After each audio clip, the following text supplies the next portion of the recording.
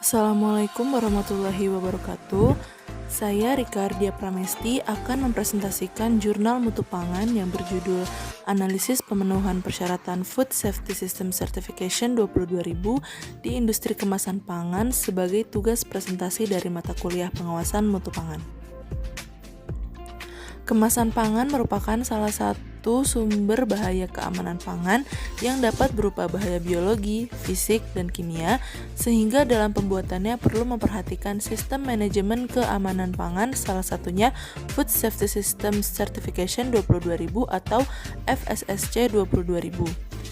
FSSC 22.000 adalah skema sertifikasi yang berbasis ISO untuk asesmen dan sertifikasi sistem manajemen keamanan pangan di seluruh rantai supply. FSSC 22.000 memiliki persyaratan yang terdiri atas persyaratan ISO 22.000, PAS 223/2011, dan persyaratan tambahan FSSC 22.000.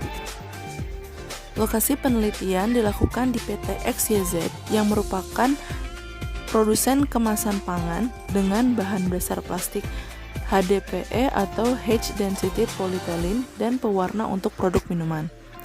Identifikasi regulasi mencakup persyaratan FSSC 22.000 untuk kemasan pangan yang berlaku di Indonesia dan internasional, asesmen dan gap analysis dengan melakukan peninjauan dokumen dan observasi lapangan tentang keseluruhan persyaratan FSSC 22.000 termasuk regulasi terkait, dan pengembangan model strategi sederhana dengan melakukan pemenuhan persyaratan FSSC 22.000 dengan 3 tahap, yaitu perumusan model strategi, uji coba strategi, dan evaluasi hasil uji coba.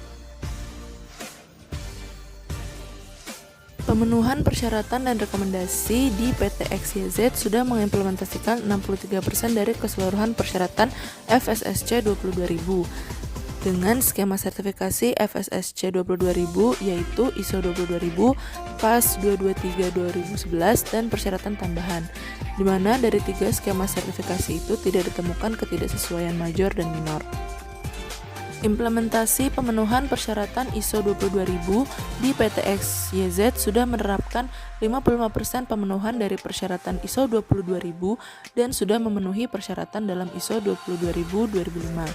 PT XYZ juga sebelumnya sudah menerapkan sistem manajemen mutu ISO 9001/2008 sehingga membantu PT XYZ dalam pemenuhan persyaratan ISO 22.000. Namun, ada beberapa ketidaksesuaian yang ditemukan, yaitu belum adanya kebijakan dan sarana keamanan pangan, belum ada pengaturan komunikasi eksternal, tim tanggap darurat belum sesuai dengan persyaratan ISO 22.000, dan belum adanya dokumen dan implementasi dari program persyaratan dasar dan HACCP. Pada implementasi pemenuhan persyaratan PAS 223/2011 di PT XYZ sudah mengimplementasikan 70% pemenuhan dari setiap persyaratan PAS 223/2011. Namun terdapat beberapa gap dalam pemenuhannya, yaitu infrastruktur gudang, pengendalian bahaya kontaminasi, manajemen gudang, penerapan zona alur atau forklift, pengembangan sistem pertahanan pangan food defense, komunikasi efektif dengan pelanggan terkait pengembangan kemasan pangan, dan pertahanan pangan terhadap bioterorisme.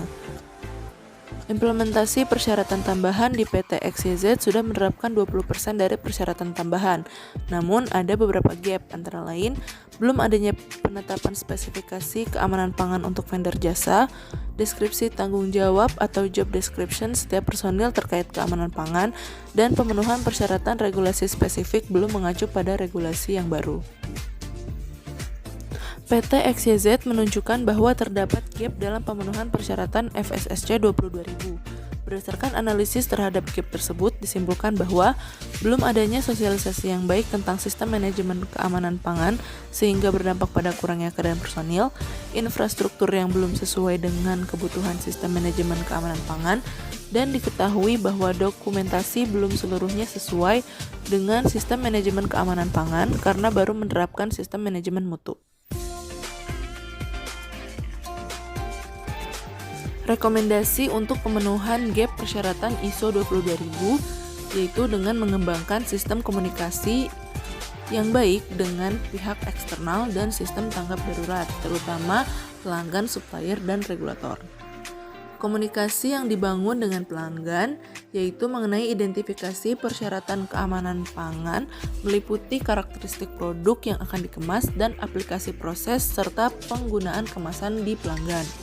Komunikasi yang dibangun dengan supplier yaitu mengenai persyaratan keamanan bahan baku resin dan pewarna yang disuplai. Komunikasi yang dibangun dengan regulator yaitu mengenai hal regulasi terbaru yang berlaku.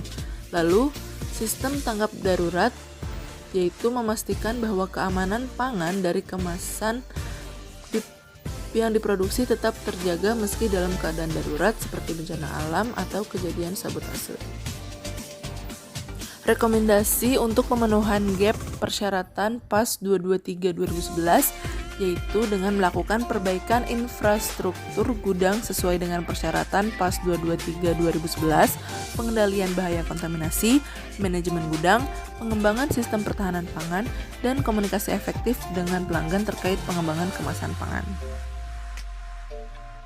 Lalu rekomendasi untuk pemenuhan persyaratan tambahan FSSC yaitu penetapan spesifikasi keamanan pangan untuk vendor jasa dan deskripsi tanggung jawab terhadap setiap personil.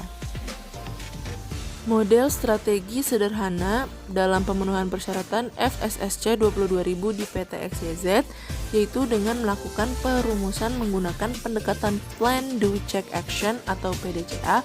Dan model strategi sederhana yang dikembangkan terdiri atas langkah rencana aksi, pelatihan karyawan, perbaikan infrastruktur, peninjauan dan revisi dokumen terkait, pelatihan kepada supplier mengenai keamanan pangan, dan audit internal maupun eksternal. Kesimpulan, hasil asesmen di PT XYZ sebagai studi kasus pemenuhan persyaratan FSSC 22.000 menunjukkan pemenuhan persyaratan 63%. Dengan detail pemenuhan ISO 22.000, PAS 223/2011 dan persyaratan tambahan secara berurutan adalah 55%, 70%, dan 20%. Rekomendasi pemenuhan gap persyaratan FSSC 22.000 mencakup perkembangan sistem komunikasi yang baik dengan pihak eksternal, pengembangan sistem tanggap darurat, perbaikan infrastruktur gudang, pengendalian bahaya kontaminasi, manajemen gudang, pengembangan sistem food defense, penetapan spesifikasi keamanan pangan untuk vendor jasa, serta supervisi yang memadai. Model strategi sederhana yang dikembangkan terdiri atas langkah rencana aksi, pelatihan karyawan, perbaikan infrastruktur, peninjauan dan revisi dokumentasi terkait, pelatihan kepada supplier mengenai keamanan pangan, audit internal dan eksternal, dan langkah-langkah tersebut disusun berdasarkan PDCA. Audit eksternal sebagai langkah untuk memverifikasi efektivitas model strategi menunjukkan bahwa model strategi ini efektif dalam membantu PT XYZ untuk memenuhi persyaratan FSSC 22.000. Kajian di masa yang akan datang disarankan untuk mengembangkan model strategi menjadi lebih komprehensif, mempertimbangkan kompleksitas perusahaan dan dapat diterapkan di jenis perusahaan kemasan pangan atau produk dengan produk pangan lainnya. Berikut sumber jurnal yang saya gunakan dalam presentasi ini. Sekian presentasi dari saya, kurang lebihnya mohon maaf. Wassalamualaikum warahmatullahi wabarakatuh.